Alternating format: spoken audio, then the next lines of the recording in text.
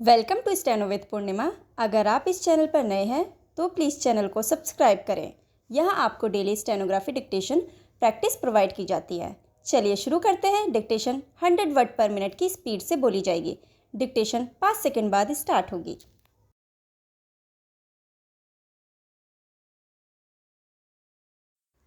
आदरणीय सदस्यगण, अगर आपसे पूछा जाए कि आज आपकी सबसे कीमती चीज़ क्या है तो आप क्या कहेंगे? आप अपने परिवार, अपने घर, अपनी ज़मीन का नाम लेंगे। जाहिर है कि ये सारी चीज़ें आपको प्यारी हैं, किंतु आपके पास इनसे भी कीमती एक चीज़ है और वह है आपकी आज़ादी। और भी बहुत सी चीज़ें हैं जो हमारे जीवन को सुखी और सुविधाजनक बनाती हैं, लेकिन जो आदमी आज़ाद नहीं उसकी कोई इज्जत नहीं। आज हम आज़ाद हैं और हम भारतवासियों के लिए अपनी आज़ादी पर खुश होने का खास कारण है। लगभग 200 वर्ष हुए हमारी आज़ादी विदेशियों ने छीन ली थी। उसे फिर से पाने के लिए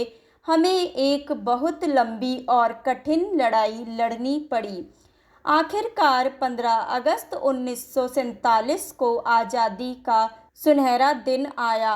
देश का शासन हमारे अपने हाथों में आ गया। हमारे लिए यह खुशी का एक ऐसा दिन है जिसे हम कभी भूल नहीं सकते।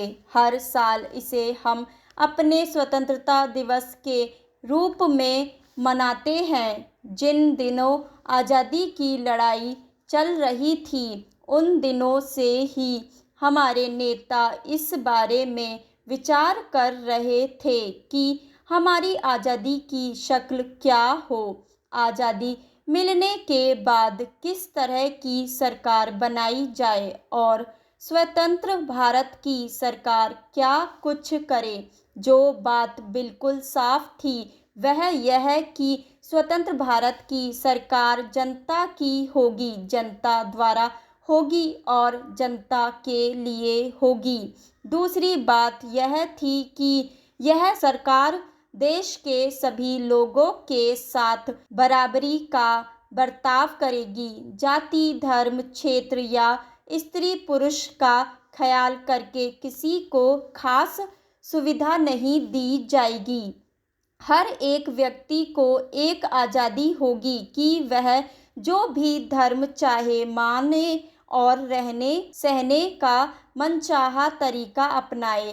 तीसरी बात यह कि सरकार जनता की भलाई के लिए काम करेगी और हमारे बीच से गरीबी और अज्ञान को जल्दी से जल्दी दूर करने का काम अपने हाथों में लेगी।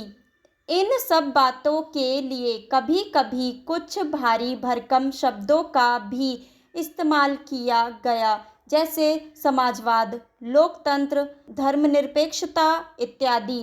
सीधे सादे शब्दों में इनका अर्थ यह है कि सरकार कायम रहे, जनता की उन्नति और खुशहाली के लिए काम करती जाए। हमारे लोकतंत्र में वे सब बातें मौजूद हैं जिन आर्थिक और सामाजिक लक्ष्यों को सामने रख कर हमने आज़ादी की लड़ाई लड़ी थी। उन्हीं को पूरा करने के लिए महात्मा गांधी, जवाहरलाल नेहरू तथा दूसरे नेताओं द्वारा दिखाए गए रास्ते पर हमारे लोकतंत्र का निर्माण हुआ है। हमारे लोकतंत्र का क्या स्वरूप हो, राज्य के विभिन्न अंग किस ढंग से और क्या कार्य करें और राष्ट्रीय नीति के मोटे मोटे सिद्धांत क्या हो, ये सारी बातें ऐसे महत्वपूर्ण दस्तावेज में दी गई हैं जिसे हम भारत का संविधान कहते हैं। स्वतंत्र होने के बाद देश की जनता के प्रतिनिधियों ने एक संविधान सभा बनाई थी। हमारे संविधान की यह विशेषता है कि उसमें समय समय पर परिस्थितियों को ध्यान में रखते हुए परिवर्तन किया जा सकता है और अब तक इसमें कई संशोधन भी हो चुके हैं।